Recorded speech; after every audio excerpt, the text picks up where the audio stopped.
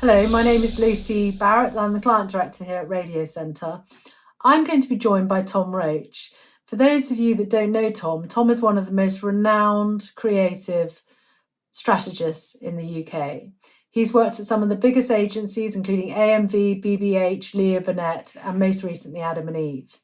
He's also worked across a range of brands, including Weetabix, Barclays, Sainsbury's, John Lewis, Waitrose, and these are all brands that are famous for creating really big advertising ideas with really great thinking behind them.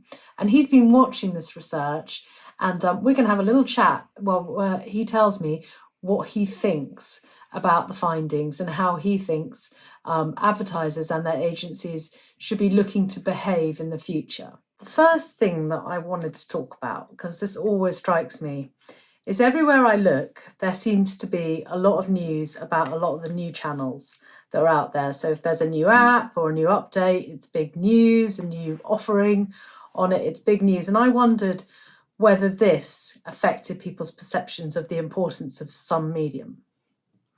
I'm sure it does. I mean, if you just think about the way that brands work, the communications work with consumers, whatever they're seeing most of, whatever is most salient to them, they're more likely to make choices in that direction. And I think exactly the same happens in the media world, where we are, professionals. We're all exposed to news stories in our area. And so much of that news is about new technology, new innovations, newer channels, newer formats, etc. And they naturally, therefore, are the things that get a lot of the attention and the saliency, and therefore they're the kinds of channels that then get chosen that much more by media planners. And so I think what you see is very much how brands work. And so and sadly that means that radio, which has less news, naturally, it's that bit older. To some people, it can seem a little old-fashioned. We know that's not the case. And so the really great stuff around radio, particularly around its effectiveness, we know gets overlooked because it's just not as salient a channel for people who are choosing it professionally as perhaps it should be. And I think that's terribly unfair. It's just sadly how decisions get made, isn't it? It's the availability bias comes to mind more quickly, and therefore it gets chosen more. And that's not happening all the time as it should be with radio. Yeah, I mean, I think we talk about the fact that if all planning was done based on rational choices rather than emotional choices, radio would do really well. And I think one of the things that we also talk about is heuristics. So this is the shortcut we make when we're making decisions based on so much information out there.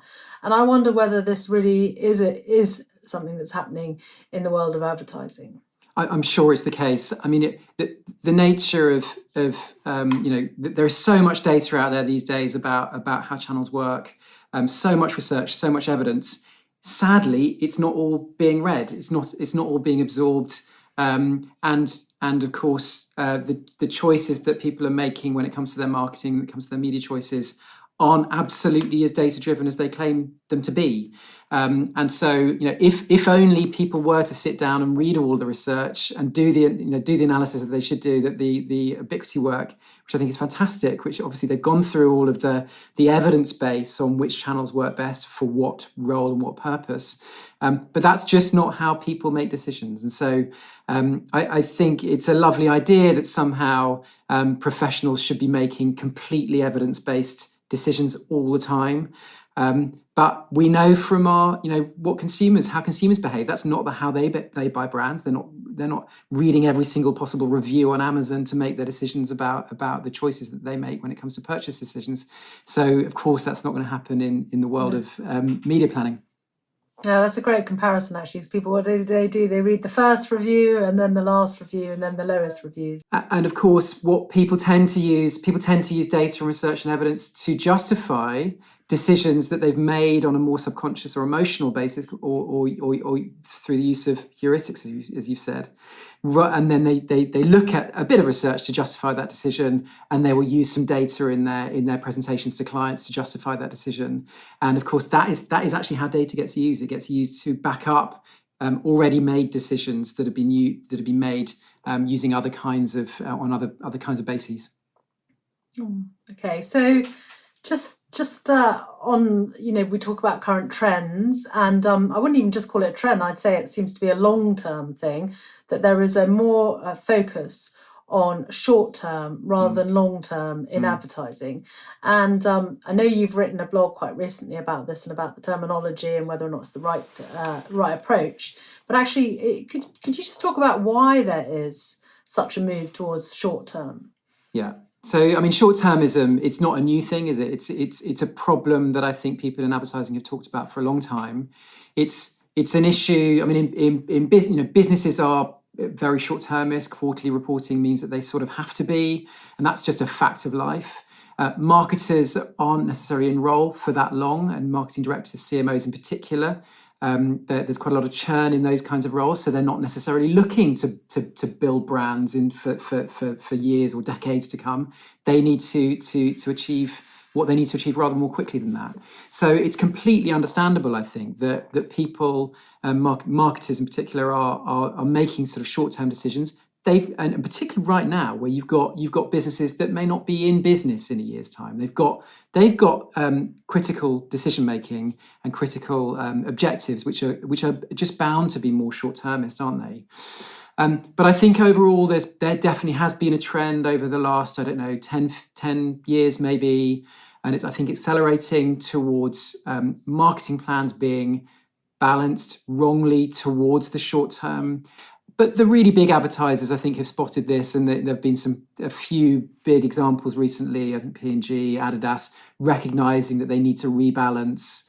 I think eBay have talked about this as well. They've probably been over seduced by the short-term opportunities, and they've been using digital attribution modeling that has led them too far down a certain path.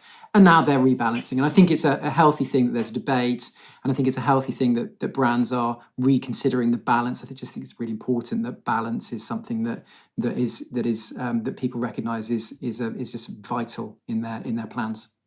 One of the things that came out in that Ubiquity report, Tom, is that radio is, very undervalued. We're only second in terms of to TV in terms of effectiveness, and we have all the evidence. But advertisers are really not making the most of radio. I mean, obviously, lots are. We have many of the big advertisers, but they could be doing more. What could advertisers do to make better use of the medium? So radio. I mean, I love radio. I think it's a really brilliant, but sadly overlooked channel. I think the thing that it often gets used for, I see two kinds of thing. It gets used often for very short-term tactical promotional activity, for which it's brilliant. And it also gets used occasionally as a kind of creative one-off. And it's campaigns that are slightly disconnected from the rest of a brand's activity. And I understand that because, when you've worked in a creative agency, often a brand doesn't have the oral assets or brand assets that ideally you'd be able to deploy in radio, and that they're often, brands often don't have the kind of sonics that they need. So I think it would be a fascinating thing if brands were to be more well-rounded in terms of the distinctive assets that they create and that they look to deploy in different channels. And that I think brands should be thinking more about their sonic identity and more about their identity in the round. And if they were to do that, if they were to develop sonics, then that actually would, I think, give creative agencies more assets to play with when it comes to creating long-term brand building campaigns that are absolutely possible in radio, but often aren't deployed for the reasons I've discussed. Yeah, because of course, I mean, what I was sort of thinking while we were on the previous question was actually, how does all the the media choices that are made affect the creative output? Is it that you are sort of expected to follow a media plan that's been given to you, and if something's missed out, you don't question it, or is it that it's a sort of healthy balance between the creative agency and the media agency and the client, and you all discuss what is the best output once an idea has been made? There are various different models and processes. I think sometimes a creative agency is given a media plan to execute against. Sometimes the creative agency will develop an idea, and then the media agency will come on board and work out how best to deploy that idea.